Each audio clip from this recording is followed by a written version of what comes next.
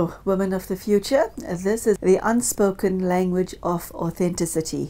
The subject is of deep interest to us and me in particular because honesty, integrity, authenticity has always been one of my favorite topics and something that I myself had chosen to explore. Sister Denise, as you may already know, has been in the studio with us for this entire series, and she is sharing her take on this topic as well as others. And today I would invite you to join us to hear what she has to say on this fascinating topic. Sister Denise, it's always wonderful to have you here. Thank you so much for joining us. Thank you. Tell me, authenticity itself is a beautiful subject, but the unspoken language of authenticity, that piques my attention. What is your take on it? To me, it reminds me of, a real diamond, real gold, real perfume, not chemical. Something about the real makes a person trust, and that's really what you want. And there are many people who say that all I want is to be real. That's beautiful. Yeah. Okay. So, Sister Denise, this being a spiritual journey, how does one embark on this? Do you wait for lightning to strike, or do you sit like you shared in a previous episode of reflective study and ask yourself what is important to you and take it from there? Well, in our series we're looking at women of the future, and obviously there's a comparison with women of the past. And I think that in the past we've had to adopt ways that now we see it's not real. And being real, being natural, I don't know, it just seems to be something that draws the person, and that is drawing the age that we're in. Artificial is not attractive, it's gaudy, and so people are yearning for real, not only real but true. And so the authentic, the real me. Who is the real me? Because there are so many selves inside, and which is the real me? Which is the authentic me? What is there about myself that is put on, artificial? I behave in a certain way. Why? In order to please, in order to get promotion. It's as if the artificial has an agenda with it, whereas the authentic is just, this is me, this is what I am, this is who I am, take it or leave it. The fact that one is attracted to this quality, that itself says a lot about the person, doesn't it? Yeah, it does. It does. Yeah. Because I think the real also says that you are yourself true. You're true, you want the truth, you want to be true to yourself, you want to be true to other people, you want to be true to your destiny also. What does that mean? I'm sorry to interrupt you, but what does that mean, to be true to your destiny? That's quite deep. Well, I've fastened my seatbelts and I've invited everyone at home to do the same. Tell us about that. I've never heard that expression before. Well, I do think that we do have a destiny, and if you survey people, you'll find there's a huge number of people who do believe that they have a destiny. There's some sort of story written out for them. And I think that your destiny and your real self, these are very connected. So that if you're living in a way that is not true to yourself, and of course we have that very famous Shakespearean quote, "To thine own self be true," as being the message of the father to his son, just before his son embarks into the unknown.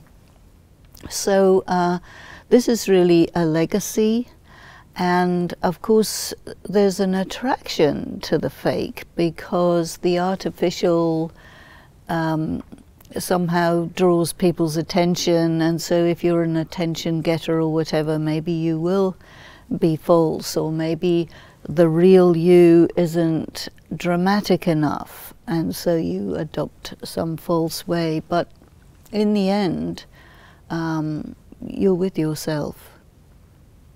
And if you want to have a lasting, meaningful relationship with anybody, being true is key.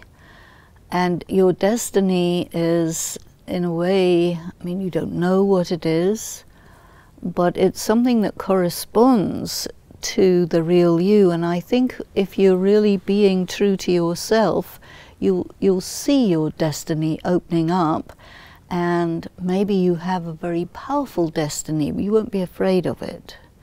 Maybe you have a very simple destiny. It won't worry you because you're not concerned about being something special or whatever, but you're concerned to be real. Sister Denise, this may be far too wide a question, but I'm going to ask it anyway. The world that we're living in, one doesn't find a myriad of authentic people walking around now, do we? Because, like you rightly put it, that which has become superficial and artificial has become so attractive. And the word that comes to mind is meretricious. A lot of emphasis is placed on the external, and that which is beautiful and attractive on the outside has been promoted, and is being promoted, and yet there is very little emphasis placed on substance. So why has the world become like that? What has brought humanity to this point where that which is real is become as rare as a diamond? Let's look at people's interest in organic food. Organic food does not look as nice, beautiful, rosy apples which are like styrofoam on the inside. People want the substance, people want the inner qualities, and I think people are beginning to realize that looks are deceptive, Still, I think it's still a minority of people who will choose that. But it's mostly, I think, because people are absolutely under the influence of what it looks like, what it seems to be, the material, the superficial, the glamour, the glitter, the glitz, And people think that if something is all gilded, it is gold, but we know that the gilded isn't the gold. And maybe the real is not so shiny and sparkly as the artificial, but I think that when we pursue spirituality, we also tune into the real, which is much more subtle, much more delicate, much less showy.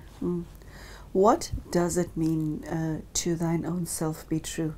That's an age-old expression, but how do I, an informed and willing spiritual practitioner, somebody on a spiritual journey, how do I put this into practice? I think that in any gathering, group, organization, some sort of ideal look is held up in front of you, that if you want to be successful, if you want to be one of these, you have to look like this. And if you desire that, you'll make yourself look like that, but it won't be real. If you prefer to be real, then that will not draw your attention. You will say, well, that's very nice, but this is me, And I think that a person who is really true to themselves, that person realizes that I have to live with myself forever. But these people, these positions, these circumstances, they come and go, So to be very concerned about what is permanent, that pulls us into what's real. And even, in Indian philosophy, the description of something real is connected with how permanent it is. Okay, so which begs the question, what is permanent? Well, of course, it's your this soul. isn't. Your body is very impermanent. Your circumstances are impermanent. Your relatives are impermanent. Everything is impermanent except your soul. So I think being true to yourself means really being true to your own soul and knowing, for example, with the idea of reincarnation, it means I will really be with myself forever and ever, birth after birth after birth. And the only being that you will also be with forever is the being of the divine, of God, you see. Everybody else is coming and going.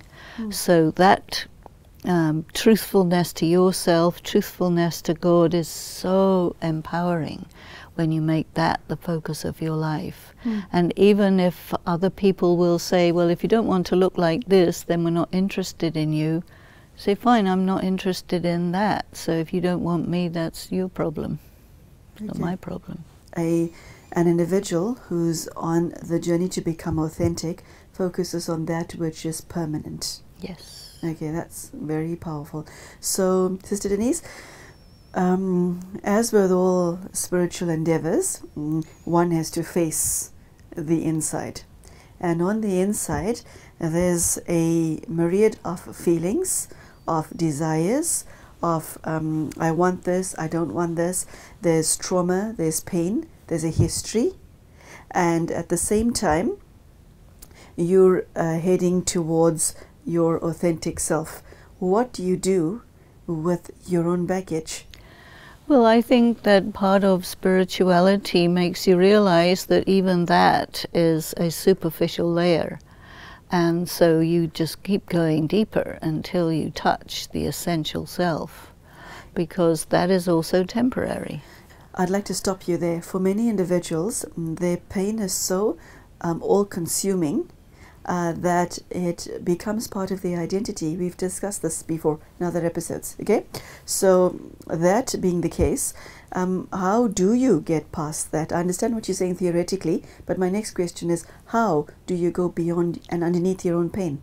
How do you do that?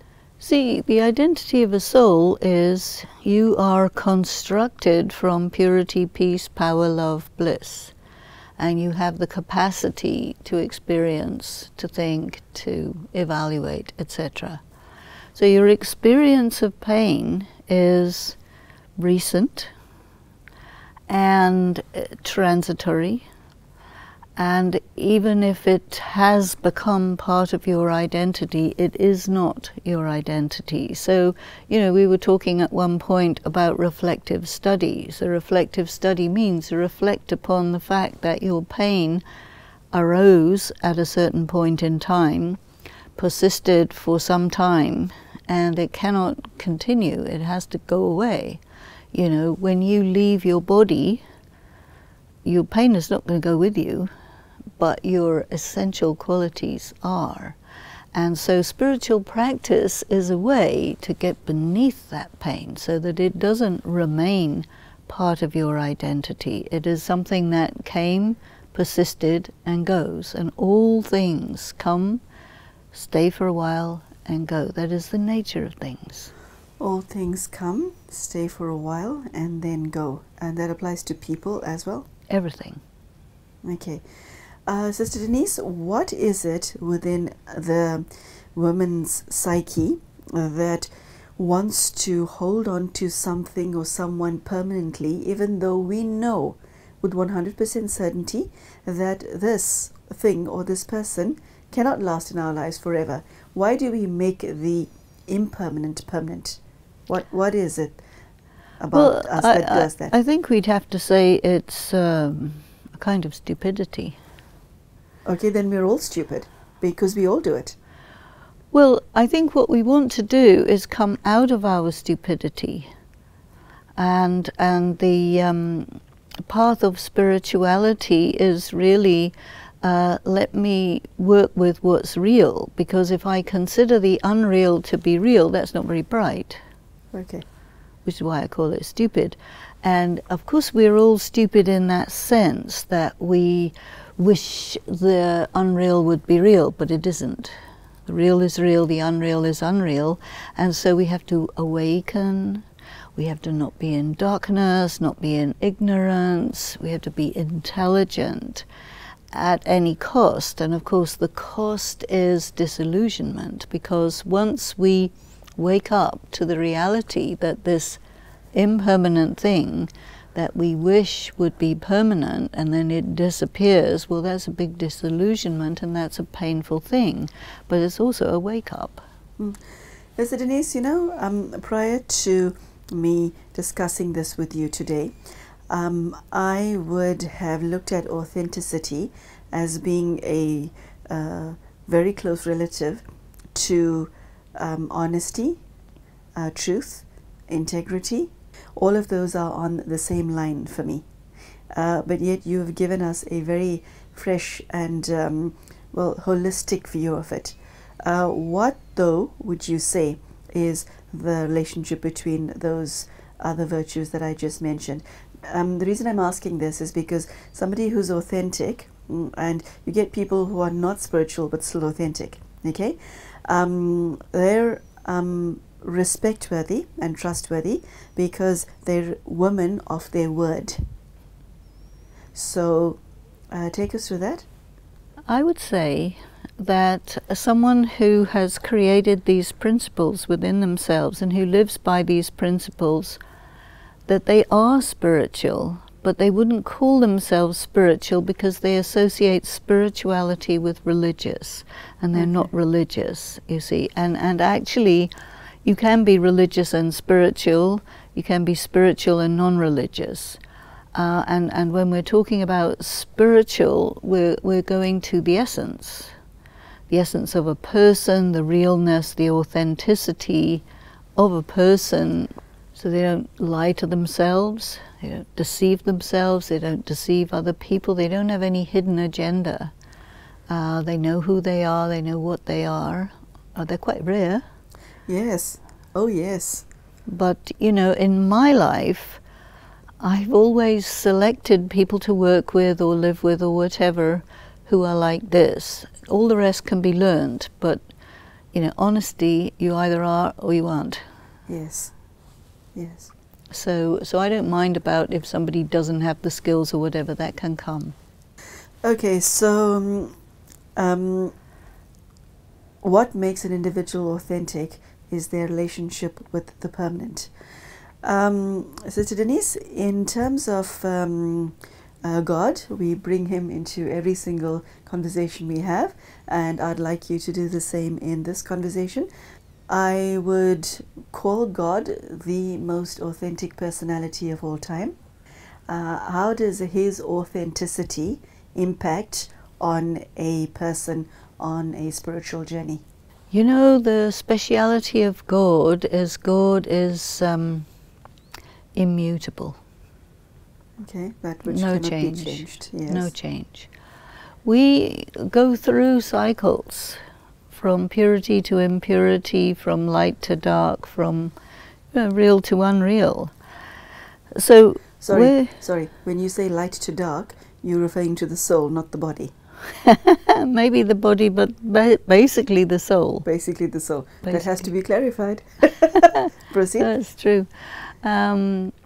Well, bodies come in all colours, varieties, and people very often say if you have a fair body, it means you have a fair soul. If you have a dark body, it means you have a dark soul, but it doesn't. You can have a person in a dark body who's absolutely authentic, fair, beautiful. Person in a fair body who's absolutely inauthentic and fake. So what's the colour of the body has nothing to do with the colour of the soul. Oof. Oof, oof. Yeah, okay. Proceed. Now, God being perfect, pure, unchangeable is always in that state. You come in connection with God, you're going to feel the difference. Some people, when they feel that difference, it makes them go away because they're too embarrassed about themselves. But yet there's an attraction of God, and whenever you want to come close, it will cause you to have to drop the inauthenticity. So as you come closer to God, you become more like God and more like your essential and authentic self, and you drop away the fake, the unreal, the shadow, you can say. And that is the importance of making this journey to God. I see. So, Sister Denise, we have to say goodbye to our viewers in a moment or two. I would like you to leave them with something to reflect on. This has been an exceptionally rich talk, and whoever you are and wherever you may be, we all have an inherent attraction to somebody who's authentic, because you'd rather have somebody in your life that you can trust rather than not trust. Yeah, so whether we're authentic or not, we're drawn to authentic people, and they're so few and far between. That makes them even more attractive, and by attractive I mean their spirit, not their physical bodies. So, Sister Denise, last parting words. Yeah, there's a lot of people in this world who are looking for somebody real and they just can't find. Yeah. And so they become very, very disappointed in life, very disappointed in humanity, because all they can see is people who betray, people who are selfish, and so they kind of lose hope. And maybe you may be around people like that, but consider that your essential quality is you're pure, you're peaceful, you're powerful, you're loveful, you're blissful. That is your real self. Come close to that, and I think you'll start to make contact with other people who are also like that. And that might also take you to the original pure being, the being of God. That is actually so powerful. So if there's not enough people in your life that you find authentic, you have to make yourself more authentic, then you'll attract more authentic people. Yeah. That is big. That's mega stuff, Sister Denise. Really powerful. I think it's really going to help people when they can see some ways, you know, because otherwise all the ways seem blocked, or there don't seem to be any ways, or you're stuck in a labyrinth, you don't know where to turn. But once you get a few ways, then you can start moving. Yeah. Okay, unfortunately we have to start moving, because this brings us to the end of our half-an-hour time slot. I particularly loved the last aspect that Sister Denise shared, that if you yourself feel devoid of authentic and trustworthy and honest people in your life, all you have to do is become more authentic yourself, and then you will automatically invoke souls in your life who are of the same ilk or the same caliber as you, which personality circle includes that of God. That is such a big wow. I tell you, I'm going to take a while to get over it. But Sister Denise has shared some gems today, which are very powerful and beautiful.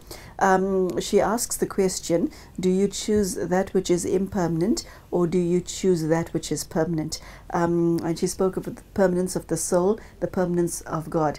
Everything else is transitory as far as our lives are concerned. So, very powerful and deep message. And we wish to thank Sister Denise for sharing her wisdom and her time with us. I do wish you everything of the best on your journey to authenticity. Thank you so much for joining us, and we will see you again for the next episode. Take care. Goodbye.